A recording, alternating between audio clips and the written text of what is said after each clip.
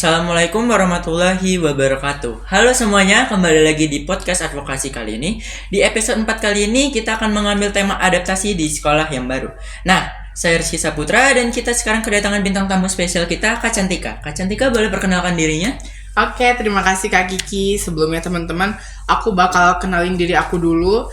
Nama aku Cantika Putri Ligita, aku bagian dari pimpinan ranting Ikatan Pelajar Muhammadiyah SMA Muhammadiyah Dobener Lampung.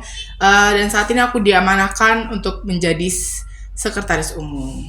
Oke, kita podcast kali ini berbincang santai aja ya Kak, tanya jawab aja kan? Boleh, Iya, santai ya. aja. Mulai dari pertanyaan yang pertama kali ya Kak.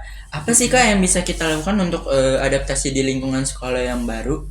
Oh ya, mengingat ini udah bentar lagi adik-adik kelas sudah pada mau masuk ya, udah PLS ya.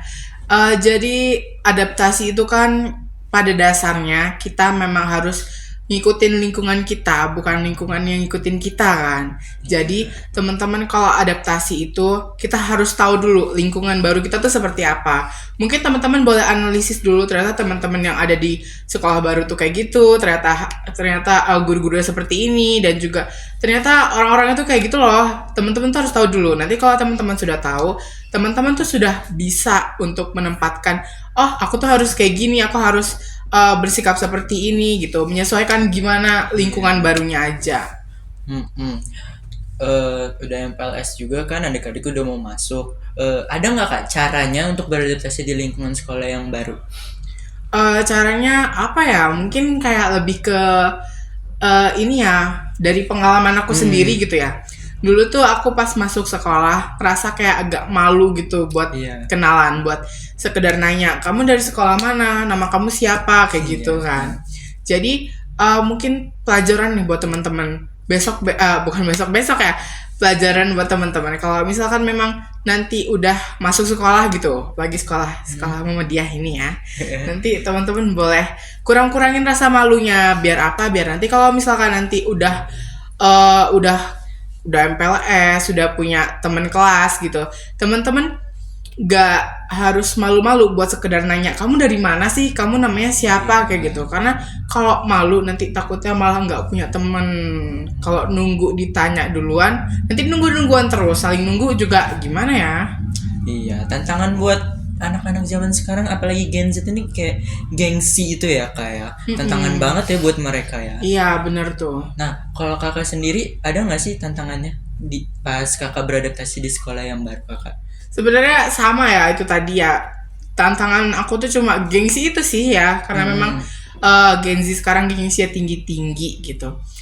Aku cuma dulu tuh sempat gengsi buat ngajakin kenalan duluan, cuma akhirnya waktu itu nyoba beraniin diri gitu, dan ternyata alhamdulillahnya ya sekarang benefitnya tuh temennya jadi banyak, jadi luas gitu lingkup pertemanannya. Oh iya, ketakutan kakak sendiri kalau misalnya beradaptasi gitu kayak pasti nggak punya teman, nggak punya lingkungan yang baik, apa gurunya yang toksik atau sekolahnya itu bagaimana, kakak takut gak sih?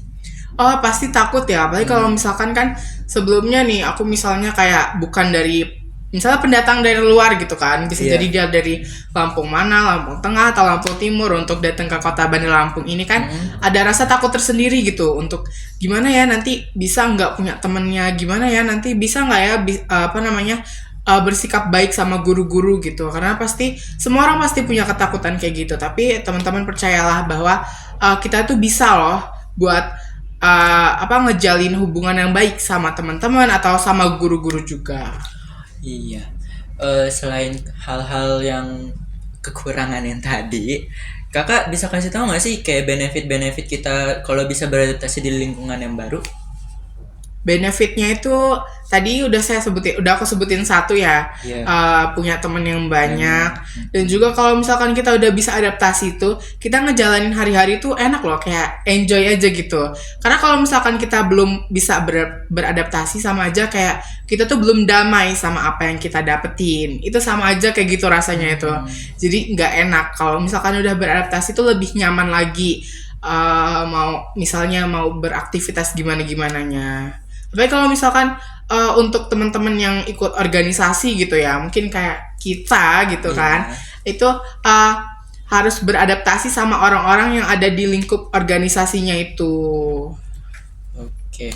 Kakak punya nggak sih pengalaman kakak sendiri akhir-akhir ini tentang beradaptasi yang baru, atau mungkin kan kakak juga baru naik kelas kan sekarang dari kelas 11 ke 12. Itu kakak punya nggak sih pengalamannya dulu? Pasti punya lah ya, karena kita udah sekolah bertahun-tahun juga pasti punya pengalaman beradaptasi. Dan juga buat teman-teman yang kelasnya di rolling gitu, dari kelas misalnya dari kelas 10 naik kelas 11 gitu kan, harus adaptasi lagi ya sama teman-temannya ya. Itu sebenarnya kalian cukup pelajari sama apa yang sudah kalian lakukan di tahun sebelumnya. Kalau misalkan memang tahun sebelumnya itu cara adaptasi kalian masih nggak memuaskan, coba cari cara lain lagi di tahun yang ini.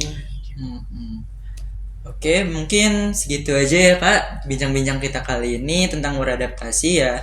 Terutama untuk teman-teman apalagi yang baru masuk sekolah itu, kalau bisa adaptasinya diperbaikin lagi. Itu apalagi jangan gengsi ya. Bener tuh, Gen Z jangan gengsi. Benar-benar. Terus jangan takut buat memulai hal baru, cari teman yang baik.